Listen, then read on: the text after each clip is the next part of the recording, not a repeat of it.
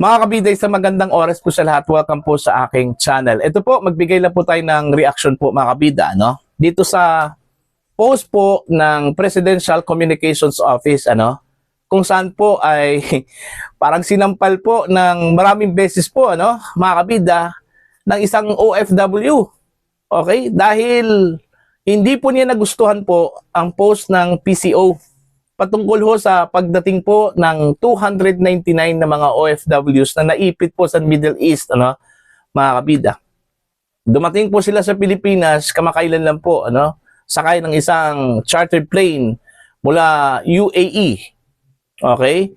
At ang nangyari po, nung dumating na po dito sa Pilipinas, lumapag po dyan po sa NAIA, mga kabida, welcome po sila ng mga opisyal po ng gobyerno sa pangunguna po ng Department of Migrant Workers. Alright? Andun po yung DOH, DSWD, andun din yung OWA, mga kabida, At ipinagmalaki pa po, na itong mga OFWs daw, binigyan daw ng financial assistance, mula sa DMW Action Funds, mga kabida, hindi po ito nagustuhan ng isang OFW na kabilang doon ho sa 299, pumalag. Okay? Ito, babasahin muna natin itong post po ng PCO, bago po natin basahin yung reaction po ng isang OFW, mga kabida. Ito yung post po ng Presidential Communications Office. Ligtas na nakauwi sa Pilipinas ang 299 sa ating mga kababayang naapektuhan ng matinding tensyon sa Middle East. Sa NAIA Terminal 3, sinalubong sila ng pamahalaan sa pangunguna ng Department of Migrant Workers.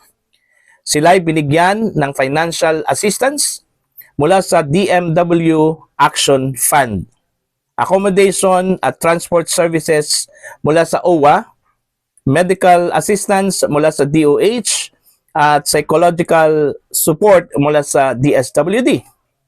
Alinsunod sa direktiba ni Pangulong Ferdinand R. Marcos Jr. So yun yung post po ng PCO. Aba, hindi po nagustuhan po ng isang OFW, na kabilang doon ho sa 299 na dumating po sa Pilipinas, kamakailan lang po. Okay? Ito yung kanyang reaction dito sa post po ng PCO, mga kabida, Ito po ay mula kay Ayesha Calyanta. Ayan.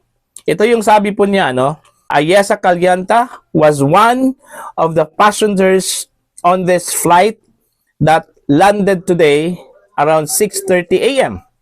However, to be clear, we were not stranded, repatriated, or evacuated. We purchased our tickets at our own expense. This was not funded by the government. Masakit yun, mga kabida, Our flights were canceled due to airspace closures. But thankfully, the UAE handled the situation very well, which allowed us to fly today. Please do not take credit as if the government paid for our tickets back home. Let's make sure the information shared is accurate. Shukran. UAE is the best. So yun yung reaction po ni Miss Ayesha Calyanta po, dito sa post po ng PCO. Hindi po niya nagustuhan Parang lumabas kasi dito, mga kabida, na inaako po nila yung credit, dito sa pagbalik po ng mga OFWs at kanila pa pong ipinagmalaki po, mga kabida, na binigyan daw nila ng financial assistance itong mga OFWs po natin, Okay, walang problema yon. At least, nagbigay po sila ng financial support doon ho sa mga OFWs. Pero yung ipalabas na parang sila po ang dahilan kung bakit bumalik po sila sa Pilipinas at nakarating po sa Pilipinas ang mga OFWs po natin, ay hindi naman po maganda yon, mga kabida. Okay? Ang naambag lang po, mga kabida, ng gobyerno po ng Pilipinas nung sinalubong po nila itong mga OFWs, itong banner. Okay? Yung banner lang po na nag-welcome po sa kanila, mga kabida.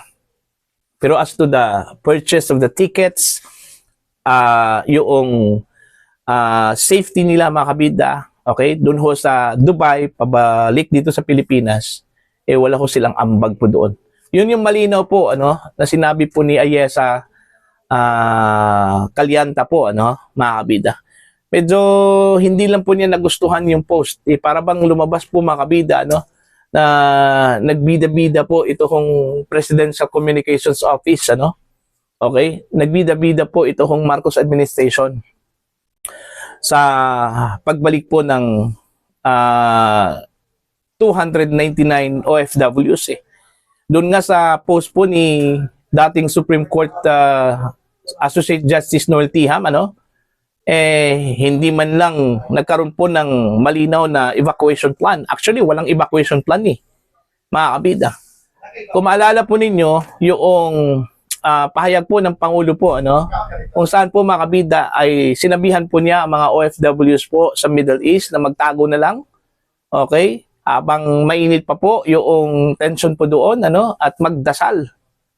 Hindi po pwedeng kunin itong mga OFWs doon dahil close daw yung airspace. Bakit yung ibang mga bansa po kaya ho nilang nagpadala po sila ng eroplano po doon, India. Okay? Nagpadala po sila ng chartered flight po doon para lang hakutin yung mga kababayan po nila doon ho sa Middle East, mga kabida. Bakit hindi po natin kaya? Marami-rami po yung mga kababayan po natin na nagtrabaho po doon, mga kabida. Sa Middle East, hindi lang po sa Dubai. Okay? Meron po sa Oman, meron po sa Qatar, meron po sa ano pa yung ibang mga bansa dyan? Kuwait, Mas lalo na po sa Kuwait, ang dami po mga kababayan po natin doon. Bakit wala kong ginawa po ang gobyerno para lang po hakutin po sila doon? Alam niyo ba kung gaano po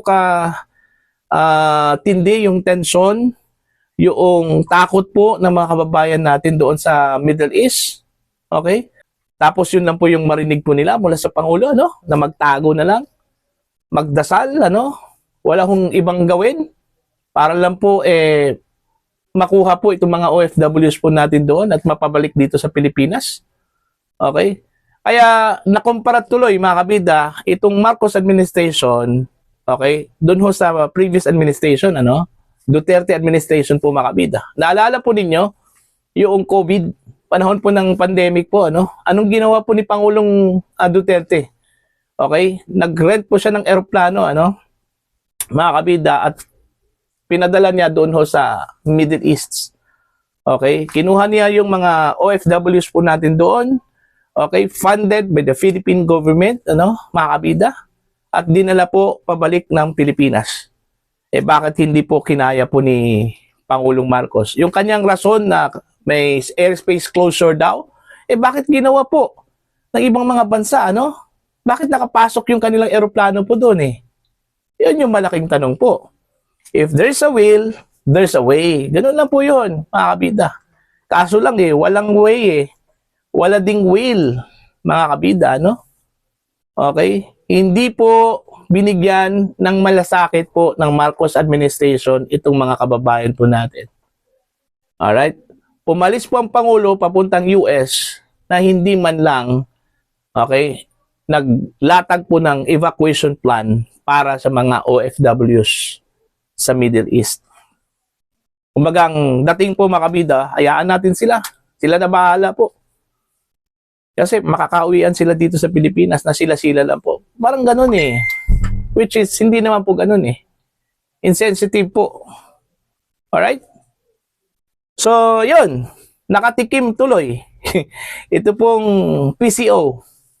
Okay? Nang hindi po magandang salita mula sa isang OFW po, mga kabida. Next time around, lesson learned po ito, siguraduhin po ninyo na tama po ang information na inyong ipopost sa inyong Facebook page, Kasi malalaman yan Kasi may magre-react dyan, Kung tama ba yon o mali yung inyong posts.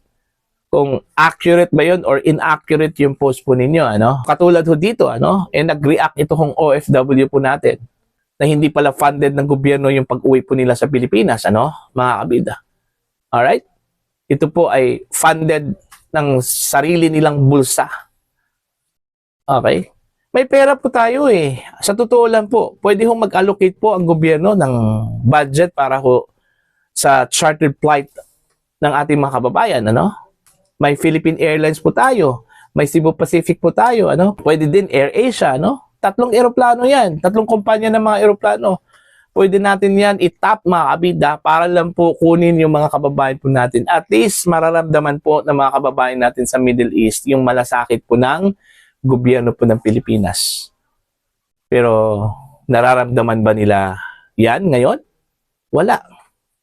Hindi po nila nararamdaman yon mga kabida. Para bang pinabayaan po sila doon eh. Yun yung kanila kong tugon, ano, mga kabida. Yung nararamdaman po nila. Okay?